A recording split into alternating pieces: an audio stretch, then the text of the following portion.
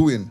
It seems that Lola Dahl is getting some serious backlash after taking out this photo that you're seeing on the screen now. This is in Antigua and the Bermudas. A lot of persons saying this is a disrespect with what she did here, and even saying that though they should chase her out to the country and deport she and all these kind of thing, people. I don't know what going on here, sir, but this is not normal. If you see the comment section is crazy. You understand? One person started, nah, that is a national treasury of Antigua and Bermuda. And she, you say it, man, figuring totally disrespect our national hero. I telling you? And if you see what's going on in the comments right now, people saying that she should get deported, set. Now, I don't know if she's dead still or she went there to perform or where's the case. But doing this, the people let me really had it with her. Now, that post was made with a caption saying, "Classist people are emboldened when you have classist leader."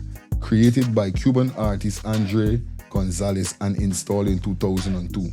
The Papa Board bus was then desecrated under the UPP administration by adding colors to the already complete work of art. The ABLP that came into office in 2014 and was complaining about the UPP desecration. They continue to paint the bus. Recently, here the man labeled Lola Dahl. Recently, a Guyanese stripper looking work chose to cock up on the already desecrated bus. Continue the trend of disrespect. So what ras is this? That man says she's a stripper looking for work. Dumbleclad. I tell you. Viewers and subscribers, I want to know from you guys in the comment section, you know what I mean? What is your thoughts upon this? Do you guys feel that she take it too far? Do you guys feel it's not nothing for really the people from Antigua and Bermuda to be behaving in this manner? Let me know. Let me know in you know what I mean, in the comment section. Please. Cha-cha. Anyway, as we continue. Man, look. At this point, I just want you know, me understand what's going on, but if it's not the tint, it's the gas. If it's not the gas, it's the tint. I don't understand. Let people understand how hot this sun, huh? Apart from the sun, I mean, I just feel that people talking about this thing over and over and over and over and over. Everybody talking about this thing. So I ain't there for address none, right? It's just something I just think, right? Now the other day, last night actually, he had no gas.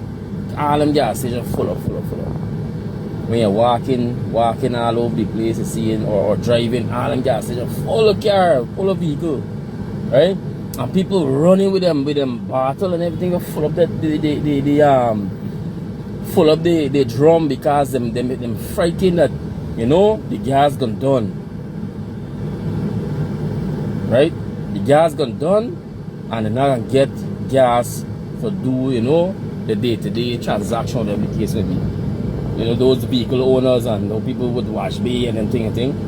They make sure that they gas up and they make sure that they get extra gas just in case, you know, we get something like this, you know, or the gas ain't come in time. So I'm looking at it last night, right? And I'm watching this thing. I'm looking and I'm watching, right? And I said, if we Christians, hey, I didn't know it was one of the message, right? I know I didn't know it was one of the message. If we Christians, right, could just fuel up we tank every day,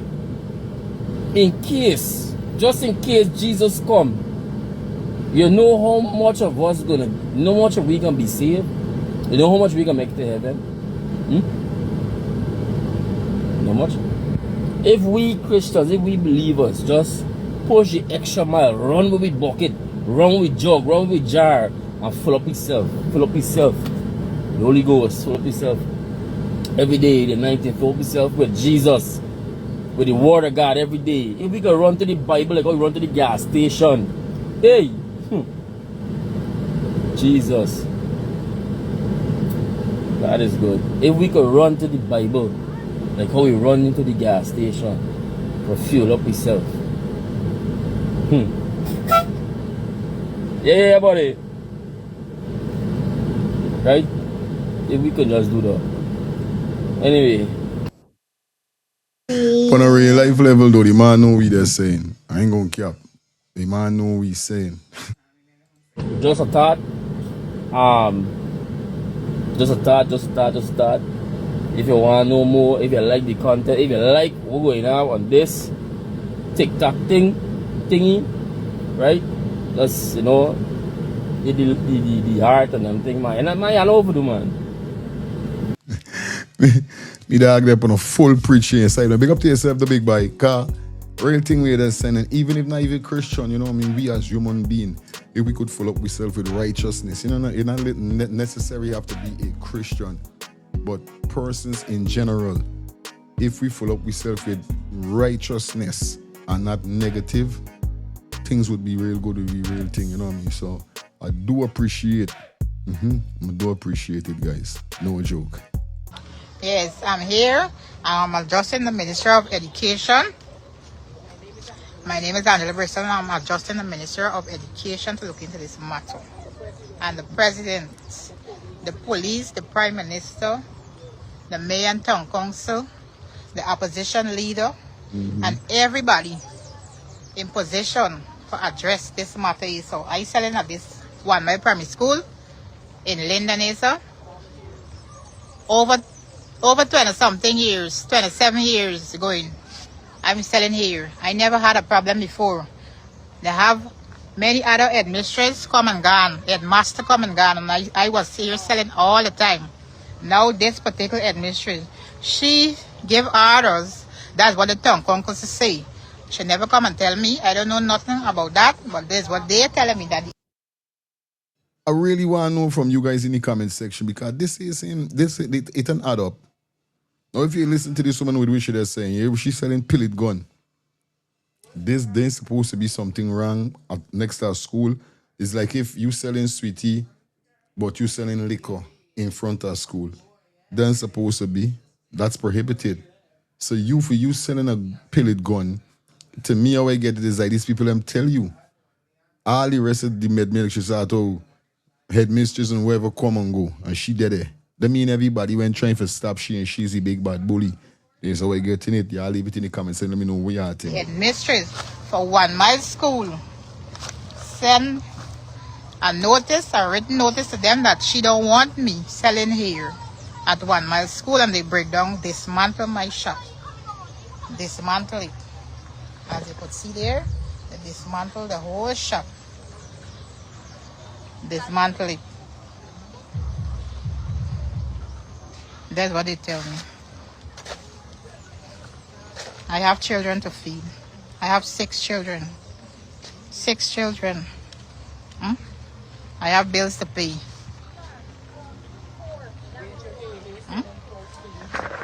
Over here is selling. This is another shop. They say it's concerning selling the pellet gun. Both of us were selling pellet gun. They said they don't want us to sell the pellet gun. We stopped selling the pellet gun. Why didn't break down she shop? Why didn't break down the rest of the shop? But me alone shop. This is the rest of the shop. 2 other shop. 4 shop at the back here. 4 shop. And they only break down my shop. So how am I supposed to live? How am I supposed to eat? How me home pay me bills? They ain't give me no time, no notice. No message, nothing. Just call me today when they done break it down for tell me in the area was falling. You were Angela Bristol? I said yes. They said, you need to come at 1 Mile School now because we dismantling your shop. That's what they call me for tell me today. It's not what to do. It's how to do it. You can't just call me just for tell me you dismantling me shop after how much years I selling at this school car now. All me children come 1 Mile School and left already. I have 1 child at 1 Mile Nursery School presently right now. Travis Hazel is at 1 Mile Nursery School. So how am I supposed to send my child to school? But I don't have income coming in.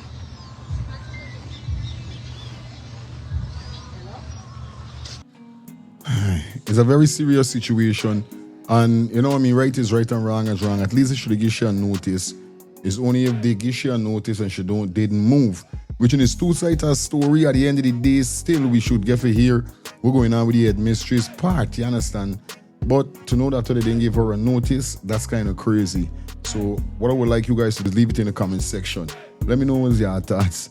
Y'all feel like them do she wrong or she is the purpose of making this thing happen? Because if they want she directly stop selling, that means she must be a headache. Because I can see she say other shops was selling this gun too, but everybody get a notice to stop selling it. She alone shop had to come down, complete dismantle. What could have make that happen? No, it's crazy. You guys leave the comments in the comment section. Let me know what your thoughts. You understand? Anyway, as we continue. People's Progressive Party did not waver from that foundational role of standing with the workers, because our foundational principle is based on the workers, working for the workers, working for the upliftment of the workers. And even 50 years after, you know, the labor movement, you have a friend in the People's Progressive Party. President of the Cooperative Republic of Guyana, Dr. Mohamed Ifran Ali, in his true form, ceremonial, audacious, deceptive. The labor union as a friend in the People's Progressive Party, Civic One Guyana government, President Ali.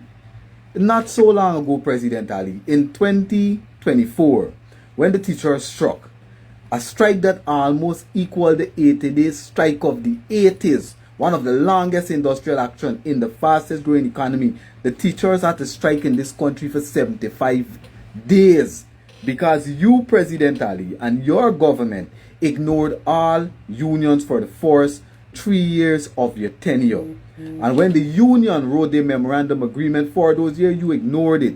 How can you say that you've worked for the workers, President Ali?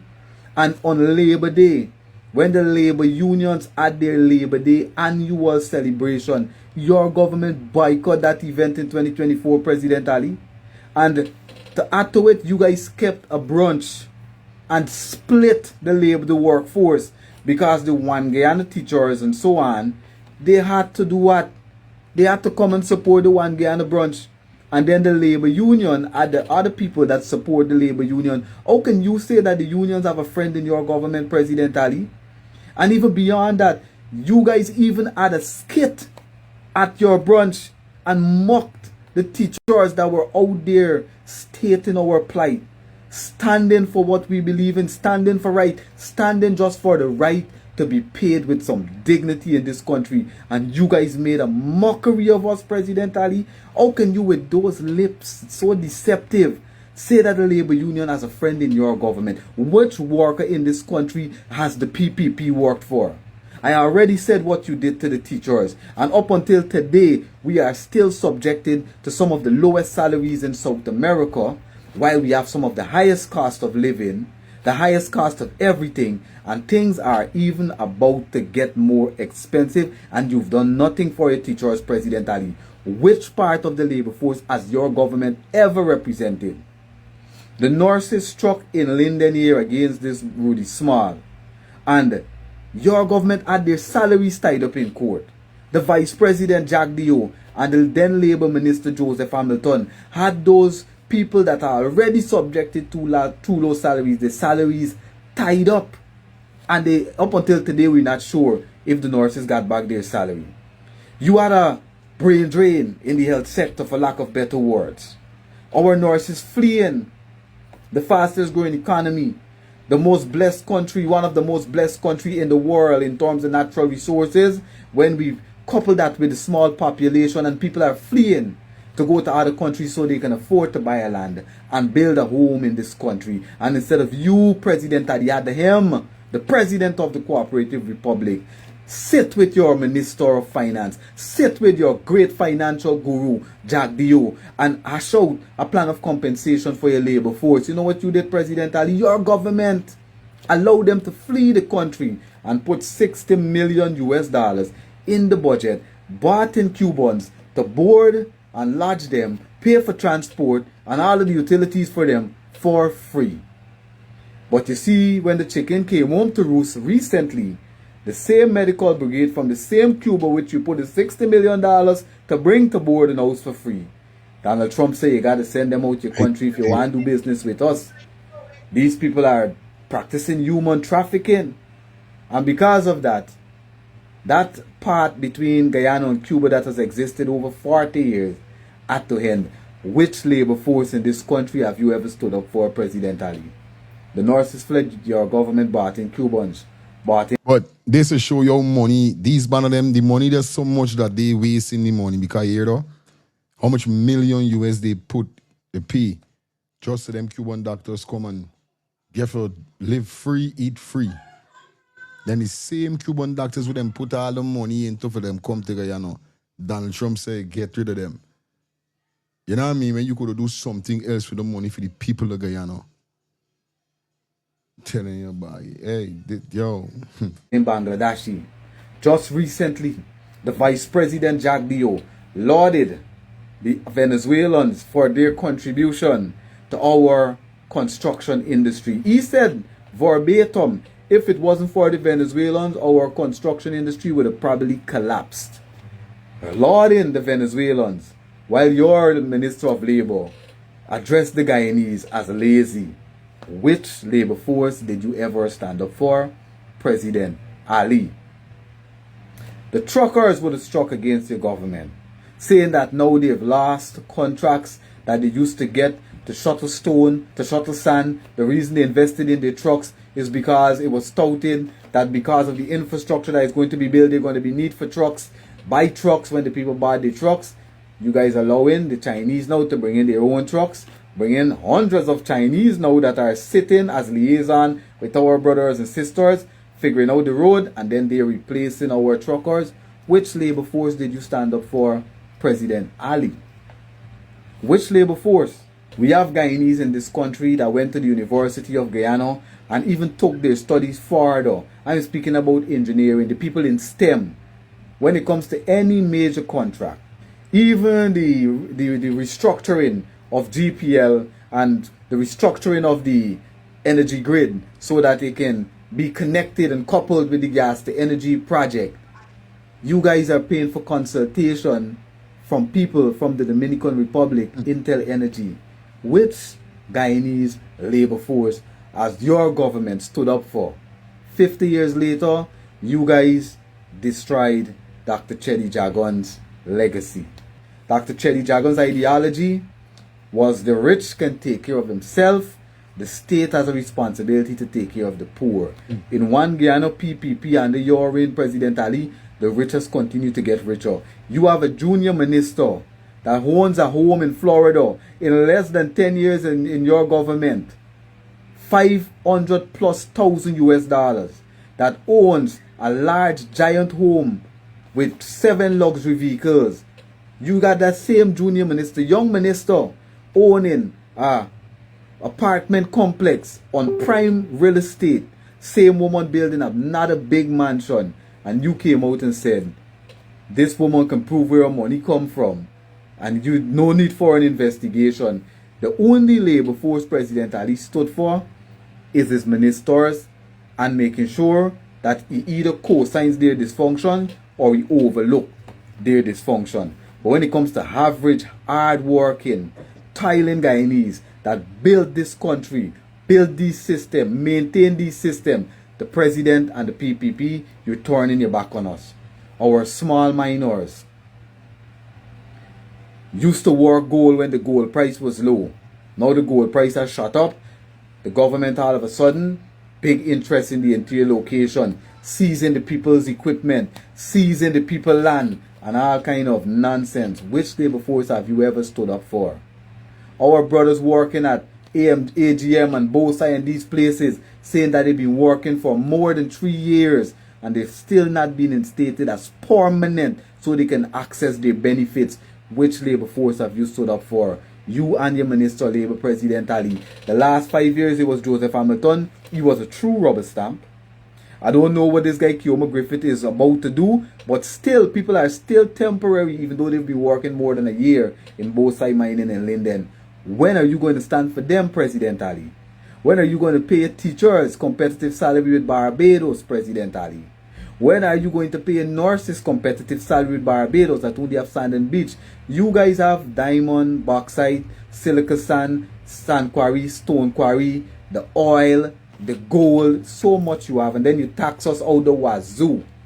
And even though cost of living continues to go up, with what is going on now in the Middle East, the Strait of Hormuz temporarily blockade, everything that is imported continues to go up, and you guys still making excuses up until today that salary isn't going to ease our problem. Competitive salary with price control while lowering utilities isn't going to ease our problems. President Ali, keep on dreaming. We do not believe that you were for us.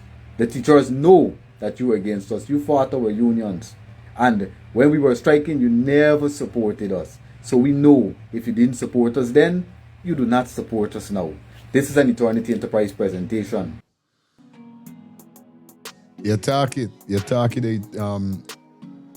eternity, you talk it the real thing. You know what I mean? And no disrespect, respect to the president and the whole team, you know what I mean? But bro, how I don't know if when Jack D.O.D. picking you, if you know that you're too bad with your face expression, especially sell you out. You know what I mean? Your face expression, we see like when me know how much people like, and like I said, I don't hate you, but when you look at you, it's like you're telling people bullet is like, you know, you got this kind of look. I just don't know. It's just like when you were saying that, oh, we're gonna have a wonderful Christmas, a cash grand Christmas. You got to smile, the look.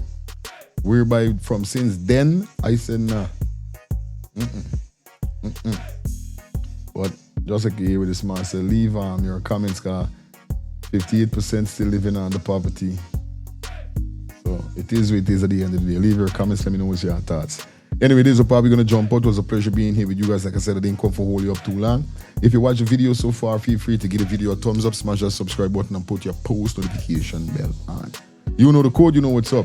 Alright? And don't remember to give the video a hype. Until next time, Fire Feeling Clips TV, your boy Fire Feelings, we out. Stay safe, stay blessed.